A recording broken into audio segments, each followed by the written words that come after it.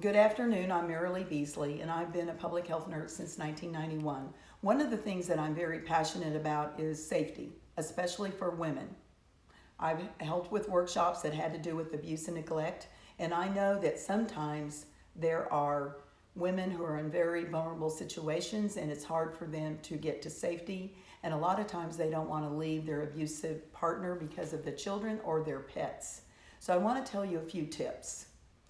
First of all, I have this lanyard with several items on it, and these are things that you might consider to get. I have a whistle, and I have my car key, and I have my house key, and I just have some things like that. Now, sometimes at night I have these keys very close to me, and then also I have my cell phone near me. And one of the things that I think is very significant is that everybody needs to memorize about 5 phone numbers. When I was growing up, we didn't have cell phones, and we would call a friend and we would memorize their number after a few times. Nowadays, everybody puts their friends and their family's numbers in the cell phone and they don't have them memorized. So I want to ask everybody to think about this. What would you do if somebody stole your phone and threw it in the river or threw it away? How would you call anybody you know?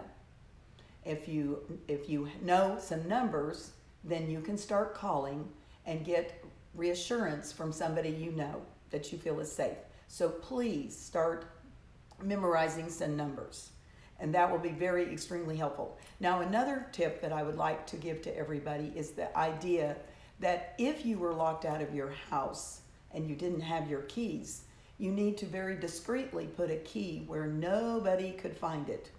In fact, what you might want to do is take a key and put it inside of a shield of some sort so nobody would know that this was metal. So if they started hunting for a key, they wouldn't find it. So these are just some tips about safety. And it's always important to think ahead of time and be prepared. I have ended up in several situations. One time I was in Paris, and somebody stole my husband's wallet.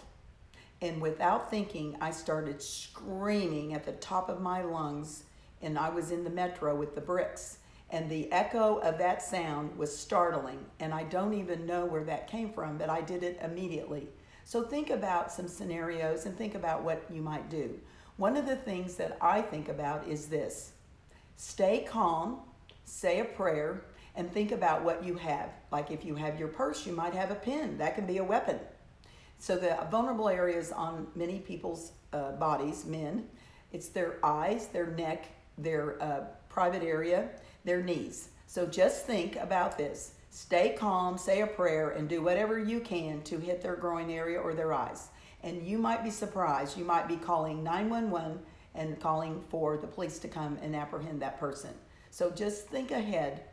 Think ahead and think about what you can do to stay prepared.